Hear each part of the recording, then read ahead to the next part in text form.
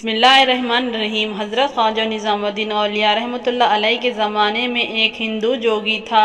اس نے یہ مشق کی ہوئی تھی، ہر قسم کے مرض پر اپنی صرف نظر ڈال کر مرض کو سلب اور جزم کر لیتا تھا۔ ایک مرتبہ حضرت پر ایک بیماری کا دورہ پڑا جس میں آپ بے ہوش ہو گئے۔ ہوش آنے پر خادم نے عرض کیا کہ حضرت اگر اجازت ہو تو فلاں جوگی کے پاس جو مریض فائز دیکھ کر ہی سلب کر لیتا ہے، آپ کا پلنگ لے چلے۔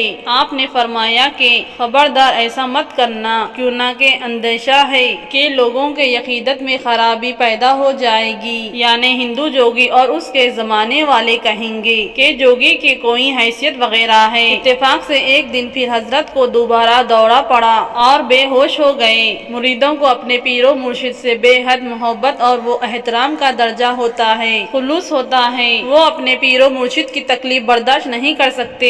آپس میں مشورہ کر کے اس بے ہوشی کے عالم میں اپنے شیخ کا پلنگ اٹھا کر اس جوگی کے مکان پر جا رکھے اور حضرت کے فرمان کے خلاف کرنے اور آپ کی ناراضی کا ترک معافی چاہنے سے سوچ لینا کہ اپنے پیر و مرشد سے دل و جان سے بعد میں معافی مانگ لیں گے۔ جب حضرت کو اس ہندو جوگی نے دیکھا کہ اتنی بڑی ہستی میرے پاس آئی ہے، وہ تو پھولے نہ سمایا۔ دل میں سوچا کہ اب میری دکان خوب چلے گی۔ جوگی نے حضرت کو دیکھا اور دیکھتے ہی اپنا تصور ڈالا، فوراً حضرت کے مرض کو سلب کر لیا۔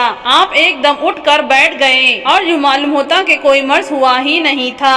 حضرت نے دیکھا کہ اس جوگی کا مکان ہے۔ آپ سمجھ گئے کہ یہ لوگ محبت کی وجہ سے میری تکلیف برداشت نہیں کر سکے، اس لیے اظہار شفقت کسی کو کچھ نہیں کہا، بلکہ اس جوگی کی طرف متوجہ ہوئے اور دریافت فرمایا کہ یہ بتاؤ کہ یہ تاثیر جو تمہارے اندر ہے یہ کیا ہے اور اس علم کی بدولت ہے۔ اس نے دست بدست ہاتھ جوڑ کر عرض کیا کہ میرے پاس صرف ایک چیز ہے، وہ میرے گرو استاد نے مجھ کو تعلیم دی ہے، اور وہ یہ کہ اس نے یہ کہا کہ ہمیشہ نفس کے خلاف کرنا، مطلب یہ کہ نفس کا چاہا ہرگز نہ کرنا۔ بس میرے پاس صرف یہی ایک علم ہے، اسی کی بدولت یہ تصرف و تقدیر و تبدیل کر سکتا ہوں اور مرض کو فوراً سلب کر لیتا ہوں۔ یہ سن کر اللہ کے ولی نے اس سے دریافت فرمایا کہ اچھا بتاؤ کہ تمہارا نفس مسلمان ہونے کو چاہتا ہے؟